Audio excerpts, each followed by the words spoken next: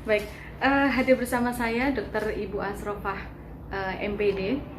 Beliau adalah Dekan Fakultas Pendidikan Bahasa dan Seni Universitas PGRI Semarang. Selain sebagai akademisi, beliau juga seorang yang aktif di dunia sastra, dan beberapa karya diantaranya adalah Mozaik Jingga dan juga Setengah Abad, berupa himpunan puisi dan beberapa kisah. Baiklah, untuk lebih mengenal beliau lagi, maka kita akan langsung berdialog. Selamat pagi Ibu. Selamat pagi Bu Festi. Untuk yang pertama, bagaimana Ibu memandang sastra sebagai seorang akademisi? Sastra itu bagi saya adalah penyeimbang. Artinya bahwa ketika kita mengerti hidup dan kehidupan itu tidak lepas dari hal yang kita lakukan sehari-hari. Akademisi itu pada hakikatnya kan seorang yang berpendidikan, menekuni profesinya di dunia perguruan tinggi sebagai pengajar. Memang saya tidak berlatar belakang sastra, tapi saya suka sastra karena sastra bagi saya itu adalah pengungkapan hidup dan kehidupan.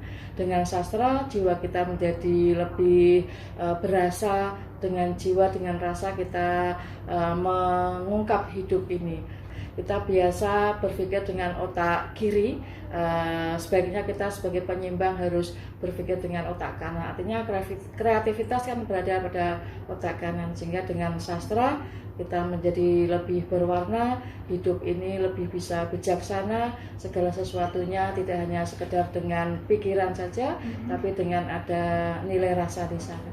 Bagi saya, sastra adalah penyeimbang antara pikiran dan perasaan.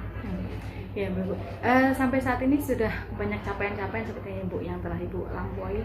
Mungkin Ibu bisa ceritakan sedikit capaian yang sudah dilampaui, dan mungkin ada beberapa mimpi yang mungkin masih dalam proses Ibu. Mungkin Iya. Sebetulnya tidak banyak juga sih Mbak capaian saya mengalir saja, artinya menikmati hidup ini. Karena menurut saya sastra itu ya kehidupan ini. Maka ketika kita berpikir tentang hidup ya di dalamnya ada sastra, karena nilai kehidupan itu ada di sastra itu sendiri. Bisa diungkapkan melalui sastra, maksud saya begitu.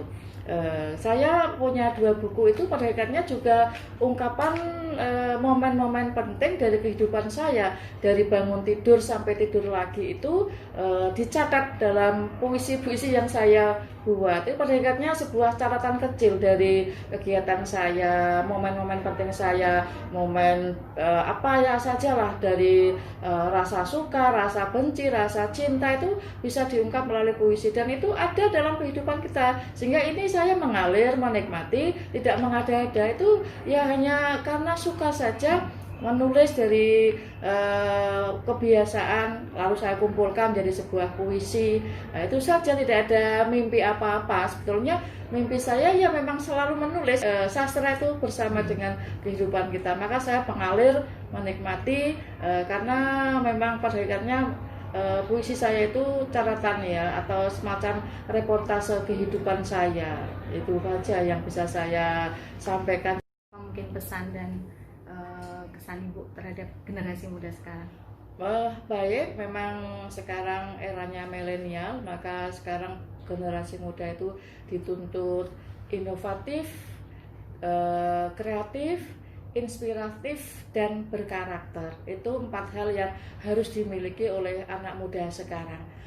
Kalau sekarang eranya digital, kalau anak-anak tidak mengejar itu mungkin ketinggalan. Artinya memang sekarang itu anak-anak muda harus kreatif, harus inovatif, dan harus inspiratif, dan bisa memiliki jati diri yang kuat. Karena memang apalah artinya sebuah kecerdasan, apalah artinya sebuah prestasi kalau tidak dibarengi dengan karakter yang tinggi. Sastra itu dekat dengan penanaman nilai-nilai karakter itu sendiri, sehingga saya selaku pendidik merasa bangga kalau anak didik saya atau mahasiswa saya, alumni saya itu nanti bisa berhasil. Karena kebahagiaan seorang guru, seorang pendidik itu manakala melihat mahasiswanya yang dulu diajar menjadi sukses dan berhasil.